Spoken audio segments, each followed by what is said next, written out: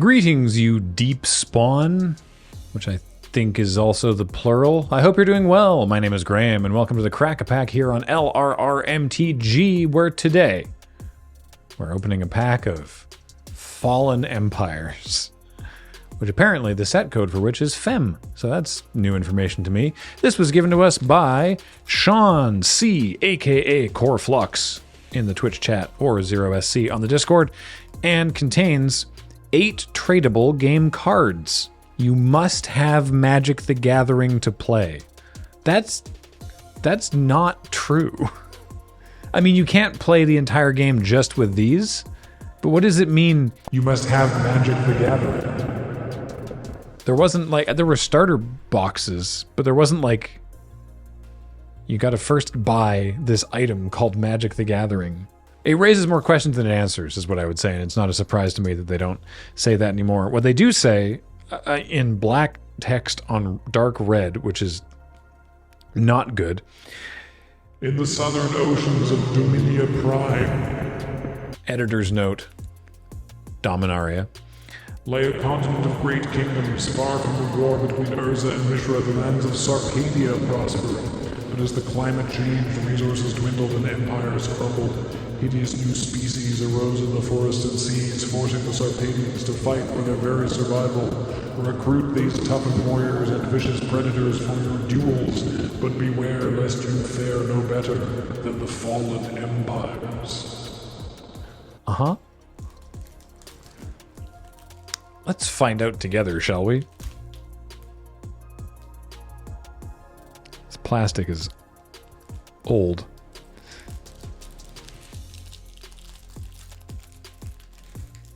Still got some kick in it, though.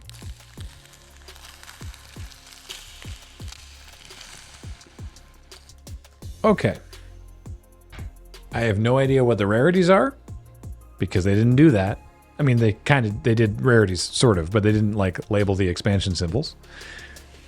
And they did multiple different arts and stuff, so I'm just going to be reading these out in whatever order they are in this pack, which begins with Icatian Skirmishers. 3 and a white, and it's the old, not as good white mana symbol for a 1/1 soldiers with bands and first strike. And it says, all creatures that band with skirmishers to attack gain first strike until end of turn. Art by Heather Hudson of 3 people in a forest, an archer and 2 sword people in some real thick looking, I don't know, coats that look like you have to lace them up every morning. Maybe you don't even take them off at night, because you're in the forest of Sarpadia.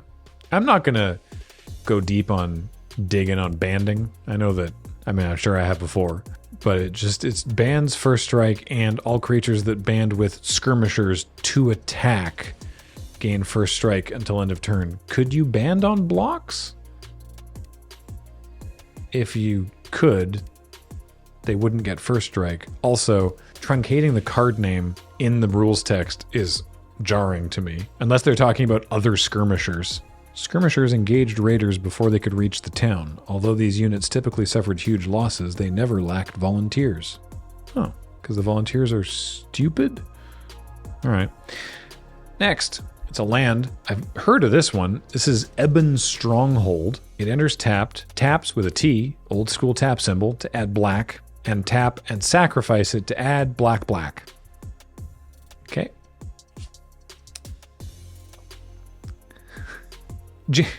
James, I'm including you in this episode now. We've opened this, you said 2 other times, right? I think 3 other times, actually, yeah. All right. I recall going off on a rant because I opened a card that I had never seen or heard of before. Mm-hmm. And I think I've opened it again. I mean, there's only about 13 cards in this set, so it's pretty high likelihood. Fair enough. This is Delif's Cone. It's a 0 mana artifact. Tap, sacrifice Delif's Cone. If target creature you control attacks and is not blocked, you may choose to gain its power in life. If you do, it deals no damage to opponent this turn. I've never heard of Delif, and his cone looks stupid. I read Delph initially, which was also funny, but Delph's Cone. He also has I'm assuming I shouldn't, but they also have a cube in the same set. Delph's cube. Well, we need the full primitive. Delph also needs a sphere. And I'm just imagining 3D rendering programs. Delph needs a cone, a cube, a sphere, a torus, and a teapot. Those are all the primitive shapes as far as 3D modeling is concerned. All right, that card honks. Orcish Spy is next. It's a single red mana for a 1/1 orc, and you can tap it to look at the top 3 cards of target player's library and return them in the same order. It's just information, I guess. Okay.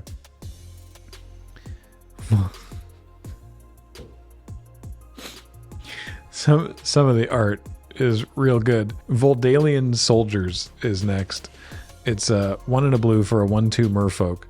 This particular art from Susan Van Camp features a merfolk holding a dagger in both hands and has like a metallic neck, shoulder, arm thing on their right arm. And there's a shark in the background, but the shark is drawn in such a way that it looks like the merfolk is wearing 2 halves of a shark on their head. The tangents are bad.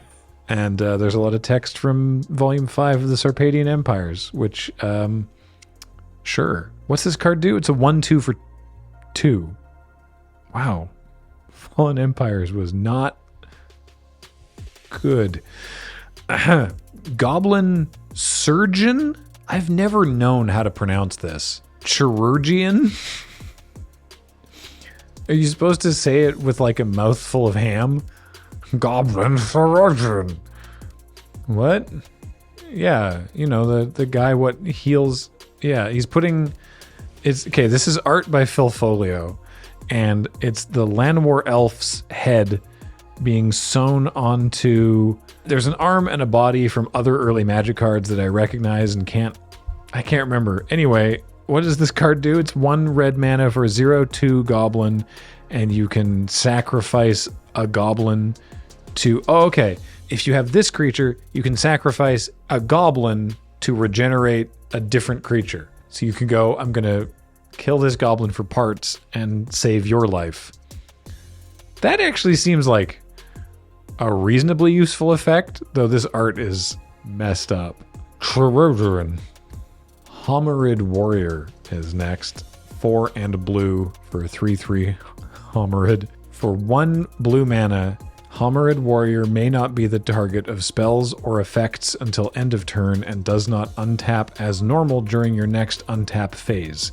If Homarid Warrior is untapped, tap it. And this is art by Douglas Schuler of an ambulatory lobster holding a pointed stick.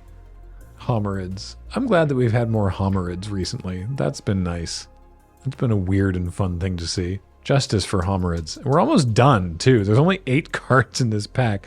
I should say, I'm chuckling a lot because the cards are, I would say,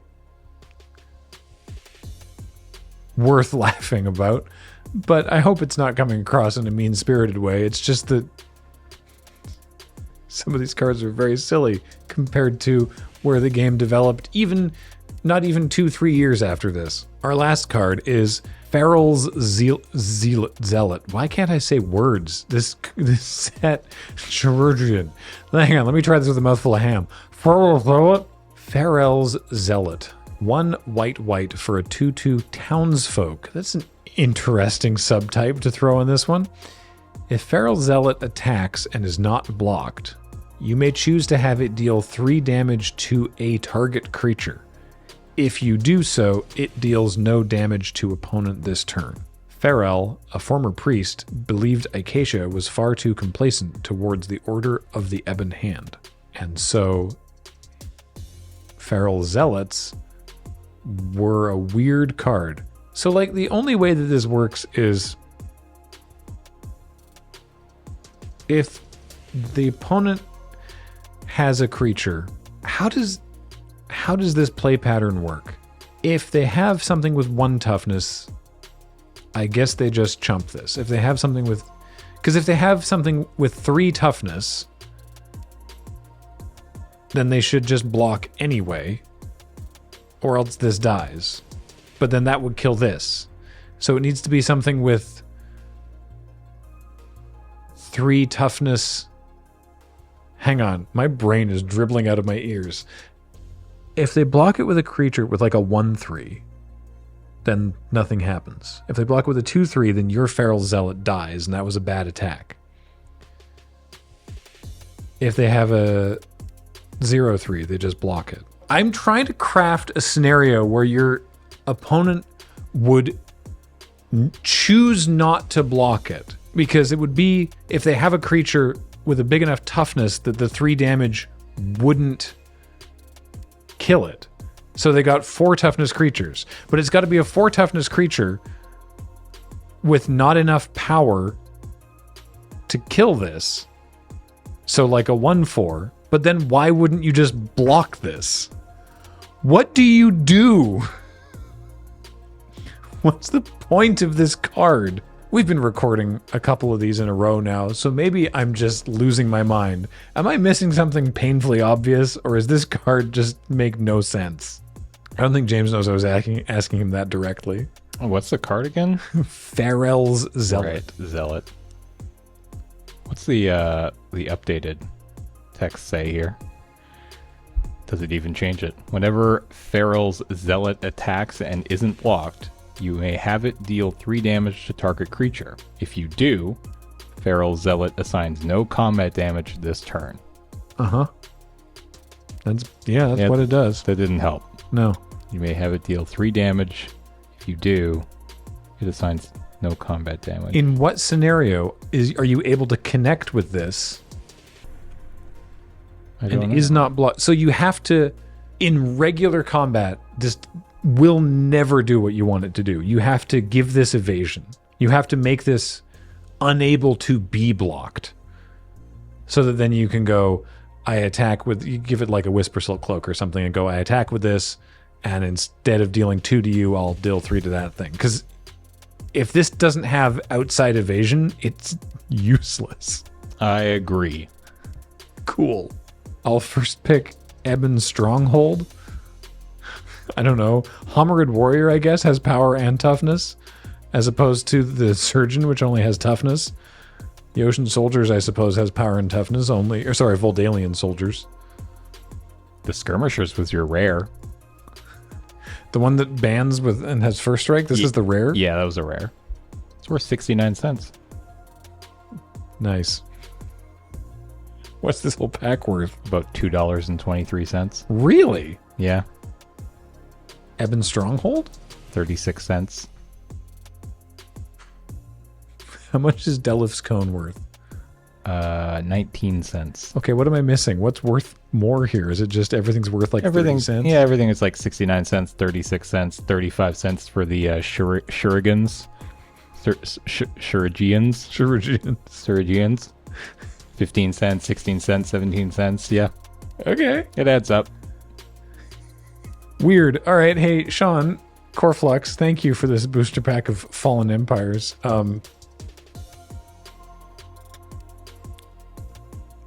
Yeah. These cards. Hey, everybody, that's going to do it for Crack a Pack. If you've been watching, thank you. If you support us directly on Patreon or by becoming a member on this channel, thank you even more so. But really, just thanks everybody for watching and being here and leaving a comment and liking the video and all that fun stuff. I've been Graham. James has been with me here today. Matt edits these with Jordan. Heather gets them online. We'll talk to you next time. Bye, everybody.